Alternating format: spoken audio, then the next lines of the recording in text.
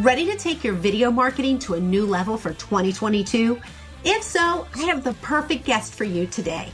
Video marketer and videographer Ryan Snaadt makes his guest appearance on the Fitness Business Podcast. Ryan is here to discuss all things video and to answer the question, what 5 types of videos gym owners should be using? All that and more coming up in today's episode.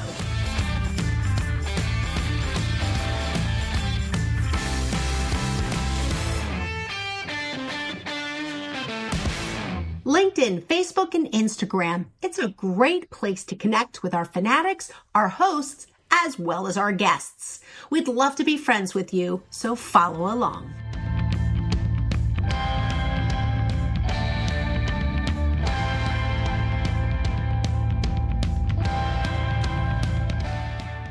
Hi, I'm your host, Dory Nugent, and today's industry expert is an Iowa-based professional marketer, entrepreneur, and videographer that helps brands and creatives grow using video marketing. Ryan Snaadt, owner of Snaadt Media, will teach you about the 5 videos that you should be using in your business and the biggest mistakes gym owners need to avoid when making videos. We will hear from Ryan in less than 2 minutes. First, a huge thank you to MyZone for supporting our show. MyZone has pioneered unique wearables with talking point technology that makes the difference.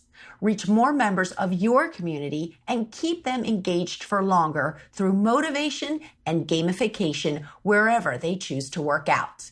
In the gym, at home, or outdoors, we're stronger together. Get in the zone at myzone.org. If you aren't already using MyZone in your facility, come on, what are you waiting for? You should check them out at www.myzone.org. Get your pen ready now for Keep Me's Fit Bizpiration. Ryan, what are your 3 top tips for video marketing? Sure. I would say the top 3 that I have, number 1, don't focus on posting only micro content that's only going to have 3 days of shelf life. Focus on bigger impact videos that are going to get a better ROI, get more engagement, and that you can use more than one time. Second, I would definitely recommend having a very clear marketing strategy with what you're doing. It's really easy to waste time in this space, making fun little videos that don't do anything. So have a really clear strategy and only focus on one given platform to start. That's going to make the biggest impact for your business. And then lastly, I would definitely recommend having just a really clear understanding of thinking bigger than what you're thinking on social media. So what I mean by that is don't think, oh, all these videos are just going to go on my Instagram page and that's it. Think bigger. Think, how can I get discovered online via Google search or YouTube search? Or how can people find me on a podcast? Or how can I get media attention for free through the activities that I'm doing with my video marketing? Hey everyone, next week, CEO of Applied Fitness Solutions, Michael Snaadt, talks about a hot topic in the fitness industry, and that is the merging of fitness and healthcare. After this week's full interview with Ryan, I'll introduce you to Michael and his topic, making fitness a part of healthcare. Health club leaders, you work hard to ensure your members have the very best fitness experience, right? You need personal trainers who do the same. Become a preferred partner with ISSA, and we'll deliver the best trainers in the industry to your club in a matter of days, fully certified and ready to work. And we'll help you keep those trainers by offering them exclusive discounted pricing on ISSA certifications. Because when your trainers stay, so do your valued members. Becoming a preferred partner with ISSA is absolutely free. Click above or visit issaonline.com/fitbiz to get trainers now. Okay, fitness family, you've waited long enough. It is time to get started with this week's interview. Today's guest is Ryan Snaadt. He is the owner of Snaadt Media Group. Ryan, welcome to the Fitness Business Podcast. Hey, Dory, thanks for having me. Really excited to come on and talk with you today. Yeah, I mean, you say you're excited, but I think I'm even more excited. I saw you at URSA this year in Dallas, and I was just like blown away by your session. And I'm like, I have to have him come on and be a guest. Yeah, so today we're going to talk about 5 types of videos gym owners should be using. Very important topic right now. Obviously, we all know social media is just on fire these days and such a big part of any business's success. Absolutely. All right. So are you ready to tell us the big secret of what the 5 types of videos are?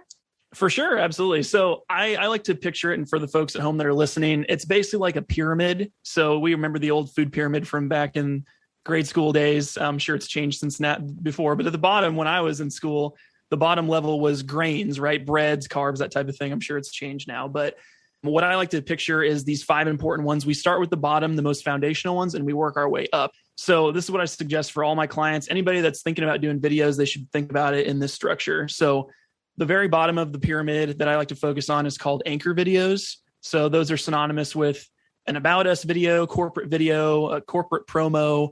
There's a bunch of different words for it, a video business card, but they're all the same thing. I like to call them anchor videos because they tell people who you are and what you do in about 2 minutes or less. That's basically what an anchor video does.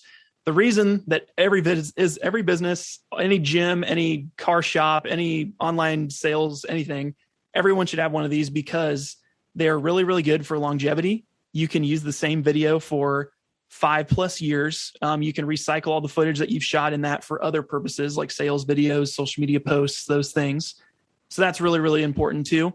And just the fact that it answers every question about as an introductory video to who your company is and why you're different. That's a really, really important thing to focus on. So that's the most important video. If you get anything else out of this entire podcast, just know that anchor videos are extremely important to your business. And if you only have one video made, that's what you should have done.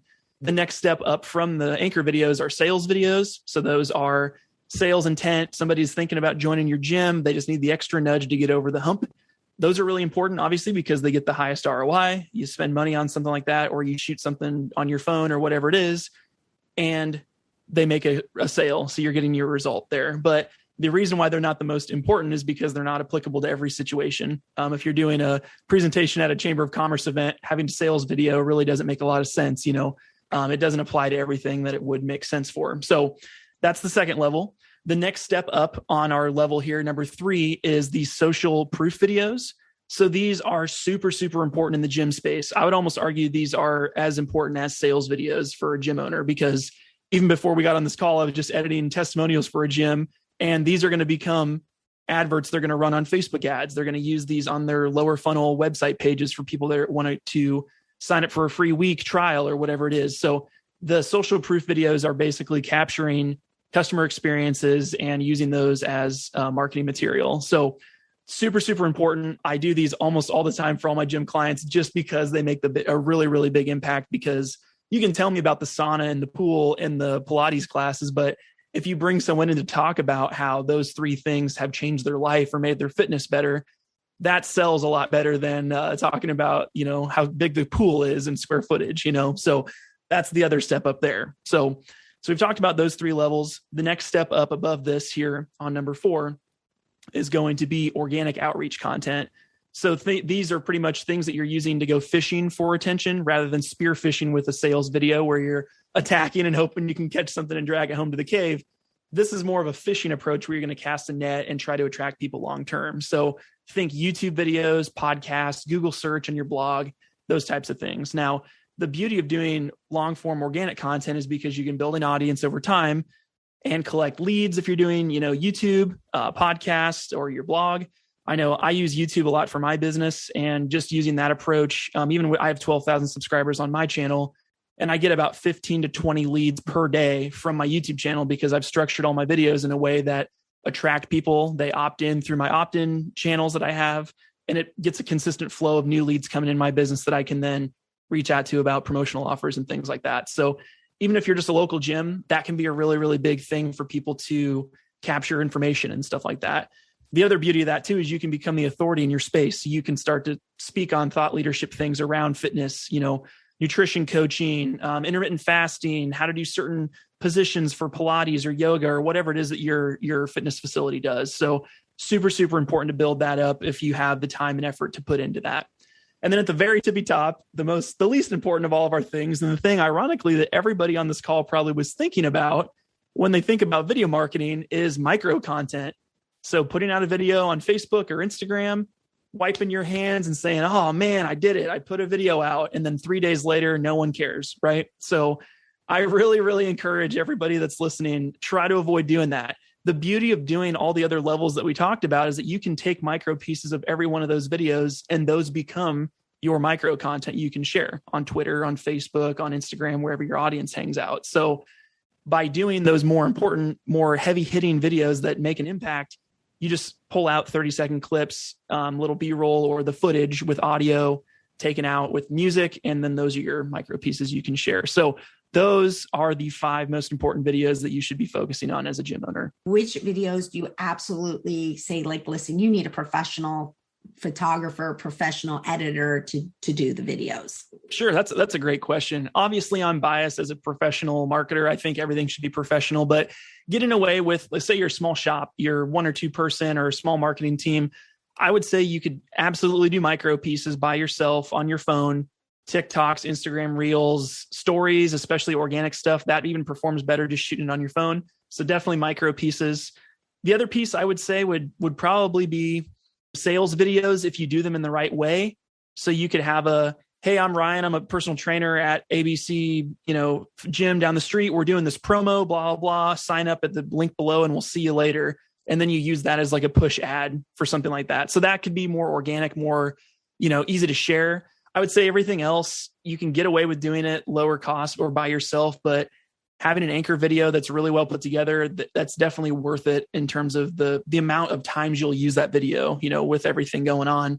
And then if you have organic content, we're seeing this a lot during the pandemic. If you have organic teaching content, how-to content, an online yoga class or weightlifting, personal training and instruction, if those things are professionally shot, you can then make those pay gated and turn those into an online course or a pay-as-you-go type subscription. So I would say you can do your organic content for, on your phone on the cheap and put out YouTube videos. That's fine. But if you want people to pay for something, it has to have that next level of professionalism for them to feel like it's worth the money they paid. You put the anchor video at the very bottom. You're like, this is the foundation. How long do you recommend the anchor video to be? Sure. Great question. I would say the sweet spot for me, and I'll actually script these out in my storyboard templates that I use, and I've gotten really good to where they're almost always 2 minutes. It's kind of ironic. It just always, we'll time it out. We'll do a voiceover read. We'll hire a voice actor, whatever. Interview the people. It always works out to about 2 minutes. So I would say probably 2 to 5 is good. Anything less than a minute, it's not long enough. Anything longer than 5, people are probably snoozing or going on to the next thing. So 2 to 5 is probably the best route because you can answer those really basic questions: who you are, what you do, and then also the big things in the anchor video are how are you different and why should I care? So if it's, like I said, if you have a pool and a sauna and stuff, okay, those are features. We don't want to focus on features and benefits. It's outcomes. We have all this in-house, so you don't have to have a tanning membership offsite, or you don't have to drive 30 minutes away. The benefits to the customer is what you want to focus on there. So you took my question literally. Sorry. No, that's great. I was going to ask you, like what should be in the anchor video, but you did a great job and you already answered that, made that very clear. So thank you. Now, I've kind of heard this buzz term, and I'm hoping that you can explain it to everybody out there listening. When I say big rock content, explain. Yes. So big rock content's kind of a buzzy word that's been coming up in the marketing world the last couple of years. It's been really popular, but it was more popularized by Gary Vaynerchuk and putting out all of his content because he uses this for all of his personal channels. So it's basically shooting or recording a long form piece of content. So something like an hour to 2 hour long podcast, a keynote speech, something longer that you're doing that's over 10 minutes. And you're basically taking that motivational, educational, whatever it is, instructional content, and you're taking a big sledgehammer to it and you're breaking it into smaller rocks. So you're taking a big boulder and you're breaking it into little pieces and you're distributing it all over the internet. So a good example would be like a video podcast where I do some of these for my clients, where they'll do a weekly video podcast. We'll record everything professionally with different multi-camera angles. We rip the audio out. That's your podcast. We do a video of that multi-camera. That's your YouTube video. You transcribe that video. You turn it into a blog on your website. Then you're getting, those 3, the podcast, YouTube video, and the blog, those are all, again, on the organic content, the fishing net example we talked about. So those over time are attracting in new leads to your business over time. So that's the first 3 things. But then, it gets better. You can take 30-second chunks of that from the video that you shot, and those become micro pieces you can share on social media to promote the show or to promote your keynote speeches or to promote your sales presentations or whatever you're doing. So again, say you do a video on or a podcast or whatever it is on intermittent fasting. There's a really good 30-second chunk you can take. You can use that for a social media teaser, and the circle just goes round and round. So you've essentially shot one video and turned it into 10 pieces of content through your blog, your podcast, your social media links, and all the different stuff we talked about. I tend to do like 10 different little tiny videos rather than like you're suggesting is no, do one big video and break it into 10 pieces. So I probably waste a lot of time trying to come up with 10 completely different ideas when it sounds like it could be streamlined and just broken from one video. Absolutely. Yeah. And there's a lot of different thoughts and schools of thought for that. You can do a media day, which I encourage, like most of my clients, I'll script out stuff. We'll shoot 3 long form videos in one day. And then there comes, 30 pieces of content. And now they have a post every day for the rest of the month. So that's kind of a efficient way to do it. Even if you're doing them by yourself, set up your tripod, your lights, that takes 20 minutes. You got to get your breaths feeling good, get your hair looking nice. Like there's a lot of time that goes into it, especially for beginners. You get a little stressed out. So I definitely encourage you, if you're going to do a video like that, or you're going to put together some content, try to knock out a bunch of it. And then you'll find by the 3rd or 4th time you've shot in that day, those are just rolling really good because you're kind of in a good flow. You're kind of in the right headspace and you're feeling good about it. So those are some really good things to do about it as well. And then also just the Big Rock content approach is very strategic because like you said, it could be, randomly on a Tuesday and you got all this other stuff you want to do. And instead of doing what you're supposed to do, you're like, I'm going to get my phone out and I'm going to make a TikTok today because that sounds like the best use of my time. And it's not super efficient to do that. So I definitely encourage people to have a production day or have it on your calendar. Hey, I'm going to make some sales videos today for the gym promos that we're doing for Black Friday, or I'm going to do, just put it on your calendar and then you knock it out. So. Okay. So you said about, having media day or a production day. Just give me a little bit more information on what that looks like for somebody that's never done a media or production day. Tell me what the script looks like. How many people are involved? How many different people are you interviewing, or are you just taking pictures of the club? What does that look like? Sure. No, great question. So what I do for my clients, and this is if you were to hire somebody, but I'll start, I guess, with if you're doing it by yourself, because we want to give you guys actionable steps here. So say you're doing a DIY, I would literally script out videos in a Word document of the things you want to cover, maybe 5 bullet points if it's educational content. So I use the intermittent fasting example. I'm going to make 3 videos for my YouTube channel about intermittent fasting, proper barbell back squat form, and how to set up your macronutrition for my personal training clients. And those are all strategic because we're trying to rank those in search in Google. We're trying to rank them in search on YouTube for those topics. And if someone searches those things out, they're probably a good prospect for your personal training business or whatever it is. So we script those out. We would have, I use the free teleprompter app. I think it's called Teleprompter on my phone. And you can literally just type it out so you don't screw anything up. And you just read from the script and it just scrolls down for you. And you just look at the camera and talk. And it's a skill that takes time, but that's one approach you could do it from. Another is what I do with some of my clients. Like I work with a yoga studio here in Des Moines, Kansas City, and Omaha, that they will come in and we'll do multi-interviews. So we'll get, again, social proof is really big for this industry. So we'll bring in, a busy mother of 2, or we'll bring in a busy working corporate professional, or we'll bring in somebody who's a teacher, and we'll just ask them basic interview questions, getting those little sound bites that they can then post on social media when they're doing hiring events for more instructors, or they're trying to push to a certain industry or a certain time of year. They can use those great sound bites throughout the year. And then you kind of build this library of content from the interviews. So you try and stack them. Since you're going to have the lights set up, you're going to have everything there. You just kind of have everybody meet up.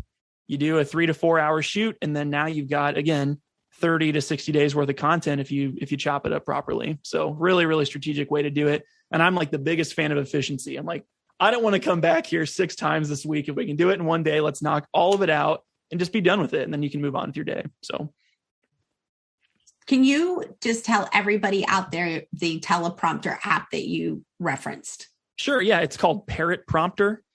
It's a little orange icon with a parrot's logo on it. So you can get a little thing that attaches to the front of a camera if you're using a camera, but that just have your phone sit in there and then it mirrors it and shoots it at you. And it's only like $80.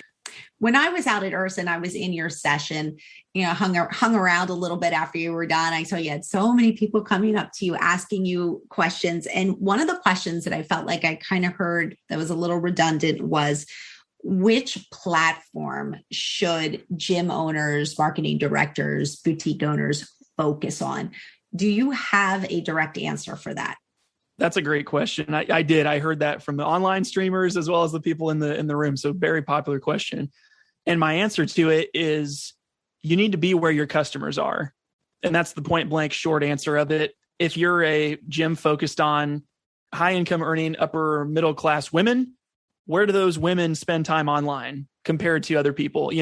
There's all these new emerging platforms with TikTok and Instagram Reels and all these new things that are going on out there. It's really easy to get shiny, bright object syndrome. And I get it too. So I have to kind of put myself in check as well. But I would definitely encourage you to be strategic, figure out if I could only publish on one platform, where is it going to be? Give me the best pick of people for my business. If I don't work with women, Pinterest might not be a good place to focus my entire business effort. If it's local gyms, it might be Facebook or Instagram. I would say start with Facebook and Instagram is a good place to start. If you can offer national or regional offerings via digital or online coaching or whatever it is, I would definitely encourage you to look at YouTube. YouTube's completely changed my business. It's given me probably 8 different streams of income from just that one channel. And it's allowed me to kind of branch out nationally and get outside of just the state of Iowa where I live now, and got me a lot more national exposure just from being present on YouTube and just the searchability of YouTube, because people can find your videos over time. So I still have videos that I've made 4 or 5 years ago that have hundreds of thousands of views because every month a couple thousand people watch it every time because they find it through search. So I would say if you're local, Facebook or Instagram to start, and then get strategic with your platform. If you're national, again, Facebook or Instagram to start, but also consider YouTube as a long form strategy. Now, you mentioned Pinterest when you first started answering that question. I just did a show on marketing with Pinterest. I was blown away because my persona of Pinterest is you just go on to look at pictures of kitchens, bathrooms, craft ideas. And the guest just absolutely opened my eyes to this whole marketing that can be done through Pinterest. I was really impressed, really, really impressed. Yes. And I have the same thing happen with TikTok. I'll talk to people over 35 and they laugh at me when I say that businesses are focused on TikTok because they only think of their teenagers that are using it. But a lot of people, I'm 27. I have a lot of people in my age bracket. That's all they focus, because it's like people are tired of the other platforms. They're looking for the fresh new thing. And if you're the only trainer on TikTok teaching intermittent fasting and carb deficits and all the different things, like you become the authority immediately. It's like you're the first person on the moon with the flag and you're sticking it in the ground. So really consider that. I know, like I said, I not to contradict myself a second ago, but find where your audience is and see how you can stand out and be different and unique and offer help or support or any kind of value online without trying to directly push anything. A lot of gym owners, marketing directors, boutique owners, they're frustrated because they push these videos out and nobody engages in them. Mm-hmm. What advice do you have to get your followers to engage, to make comments, to like, the video post? Sure. Great question. I would say if you're posting things and no one's engaging, it's because it's not relevant or helpful or interesting in any way. You're most likely just promoting stuff that's going on at your gym, which is, if you're going to focus on efforts, those are good to do. But just imagine you're the person that keeps getting the spam emails from the person that just keeps pushing discounts, deals, sales, discounts, deals, sales. You're just unsubscribe after a while or you tune them out, right? So I would definitely encourage you to flip your mindset and post 80% helpful information with no ask, no sales, anything. It's just helpful information or some, like motivational content or things that people would actually want to engage in. And then 20% sales, promos, time of year, tangible stuff, open houses, all those types of things. Most people do the adverse of that. They're focusing 80% of their efforts on sales, marketing, promotion, rather than flipping it on its head the other way. So that's what I would encourage you to do. And then try not to use first touch marketing as your hard sale death choke to the, cashier register to pay into the gym. We want to try to foster a relationship with social media. And when someone's first touch with someone is a sales offer, the chances of conversion on that are extremely low, where if you completely dedicate your time to offering help, value, and support for these people, you'll build a loyal following that will support your brand. And I'm going to ask you one more question, and that is, could you just maybe in 30 seconds to a minute, give us the biggest mistakes gym owners make with videos? Sure. Biggest mistake is completely focusing on micro content, spending way too much time putting together little videos that will only get 3 days of shelf life. That is probably the biggest mistake.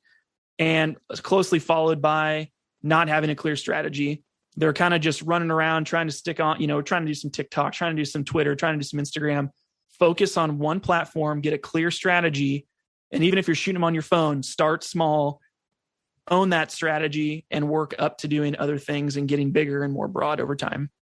Ryan, it has absolutely been a sheer pleasure to have you on the show today. Thank you so much for agreeing to come on. Absolutely. Thanks for having me. Yeah, so I just want to let everybody know that, your company that you own is pretty cool. It's a fitness-focused marketing company. Absolutely. Yeah. So Snaadt Media Group, it's my last name, which is hard to pronounce as we've established here. It's basically, like we said, fitness-focused video marketing. I work a lot with fitness brands, gyms, sports teams, and those types of things to help them get more out of their marketing and get really strategic with what they're doing online. So it's been a really fun ride here the last 6 years working with all these different folks. And I'm a huge fitness advocate. I love the industry, have been for a long time. And it's my way of giving back without being a personal trainer or running a gym, just using my unique skill set and my team to help support these industries and help people get more healthy. So. Well, you have such a cool job. Everybody loves the, videographer and the marketing guy that makes these amazing videos. You also have now engaged into a new area, and that is an online course. Could you tell everybody a little bit about your new online course and what it's called? Absolutely. Yeah. So this is my second online course that I'm launching. My first one was to help videographers with their business setup. I've been launched that about 3 years. And this new one that we're launching is called Six Figure Fitness Filmmaker. And it's essentially the first fitness specific video business course out there to help videographers break into the fitness niche. I mentioned I'm really big on YouTube, and I've also run the largest Facebook group in the world for videographers with over 100,000 members. So I have a lot of captive audience people there that are wanting to learn more about how I've gotten into fitness, how I help gyms and those types of things. So the course basically is a lot of behind the scenes, following me around on real shoots with my clients, talking about how I script, breaking down how I shoot videos, edit them in my post-processing thing, as well as all my secret marketing tactics that everyone is probably weirded out by, but that I nerd out about because I love the marketing side of things. So it's been a really fun project so far. We launched this month, actually, and there's 50 lessons in it currently, but we will be adding more as time goes on. So that's been really fun.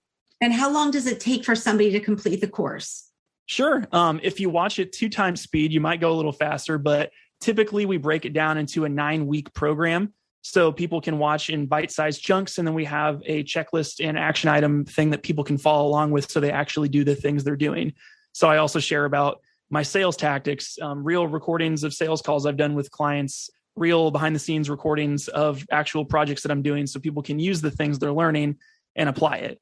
But as it comes to this audience, it also isn't just for videographers. It's also great if you're a gym owner or marketing person that's trying to figure out how to shoot better, engaging fitness videos that are going to get people's attention that you can use in your marketing as well. So. Well, it's super exciting. And we will make sure that on our show notes, we will put a link on there so that if anybody's interested in your online course, they can get right to the information that directs them to the landing page. Sure. That'd be great, Dory. Thank you. All right, Ryan, again, thank you so much. It was so great that our paths crossed at IRSA. I really hope that you are signing up for IRSA 2022 in Miami, Florida this up and coming year.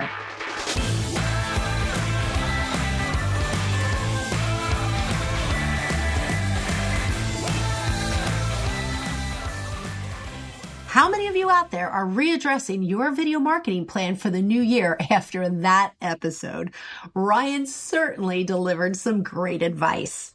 Ryan is happy to answer any questions that you might have, so head on over to the show notes at fitnessbusinesspodcast.com for his contact information. But if you're looking for a more efficient way of doing things, subscribe to the podcast and the show notes will be emailed directly to you. Subscribe to the show notes at fitnessbusinesspodcast.com. I will return in 30 seconds to introduce you to next week's guest, Michael Stack. G'day, it's JT here, and I was talking to Blair McCaney, the CEO of one of our sponsors, MX Metrics, the other day, and I gave him a hard time about his company's tagline, defeating mediocrity. By definition, that means he's excluding the majority of the market. But Blair just wouldn't budge. He only wants to work with operators who want to punch mediocrity in the face, really smash it. So I've talked to a few of his customers, like Joe Shirelli from Gainesville Health and Fitness, and yeah, it's for real. While Joe is a nice guy, he isn't satisfied with mediocrity either. He's crushing it as well. So I'm still dubious about selling only to operators who want to defeat mediocrity. But if this resonates with you, I reckon you should check them out. Go to mxmetrics.com. But remember, only if you're interested in smashing mediocrity. Quickfire 5. Get ready, fitness family. Michael Stack, the CEO of Applied Fitness Solutions, is our upcoming guest, and you'll never guess what book he recommends. Let's take a listen. Michael Stack is our industry expert today for our Quickfire 5 questions. Michael is a clinical professor for the University of Michigan's School of Kinesiology. He's the creator of the Wellness Paradox podcast, and he's also the founder and CEO of Applied Fitness Solutions, which is fitness clubs in his area. So, Michael, welcome to Quickfire 5. Thanks, Dory. All right, this is where we're going to have a little fun. I'm going to ask you 4 fun questions, and then your final question, you kind of get to pitch yourself for 30 seconds for next week's episode. So let's get started with the 4 fun questions. The first one is, what is a life lesson you learned from the pandemic? The life lesson I learned from the pandemic is that if you create an amazing culture within your organization and you really cultivate that in your community, that will come back to you in spades in terms of what people are willing to do for you and how they're willing to support you. And if you could play a character in any movie, what character would it be? Would absolutely be a Jedi in Star Wars. Without a doubt, without any question, I'd want to be, I think, Obi-Wan Kenobi. I think that's the character I want to play, kind of the old, wise, sage coach, but absolutely a Jedi. Love that. Yoda is I just want Yoda to be part of my family somehow, some way. I'm with you. Please complete this statement. Sunday morning, you can find me normally reading an academic journal, which probably speaks to what a dork that I am, that I'm picking up medicine, science, and sport and exercise on Sunday morning to do some reading, but I actually find it very therapeutic and very peaceful. I thought for sure you were going to be saying slaying your lightsaber around the family room or something. No, that's Saturday night. All right, here we go. What is your number 1 book recommendation our FBP family should read? How to Win Friends and Influence People, without a doubt. I think that is a book. I bought that book for every single person that I've gone to their graduation party, and I think it is a book that you should read and reread over again. That it is. It's a classic. It is. Here's your chance to pitch your episode next week. Take it away. I am incredibly passionate about making fitness and wellness professionals part of the healthcare continuum. I think for far too long, we've been disconnected from healthcare, and we have the answers to solve a lot of this country's most pressing chronic disease problems. The COVID-19 pandemic showed us, because we were shut down, that we weren't part of healthcare in a healthcare crisis. And now we need to rally as an industry with one voice to actually become part of the healthcare continuum, because the health of our country and, quite frankly, the health of our economy depends on it.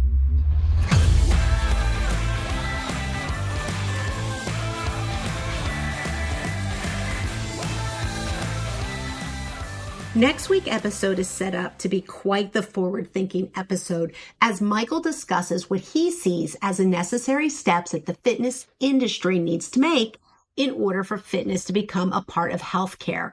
This is such a relevant topic, so set your calendar reminder. You're definitely going to want to tune in to next week's show. See you then. Thank you to our founding partner, Active Management, our partners, Keep Me, MyZone, Discover Strength, Tribe Team Training, One Fit Stop, and ISSA. Our advertisers, thank you, Rex Roundtables, MX Metrics, and VaporFresh. We believe what you leave behind is not what's engraved in stone monuments, but woven into the lives of others.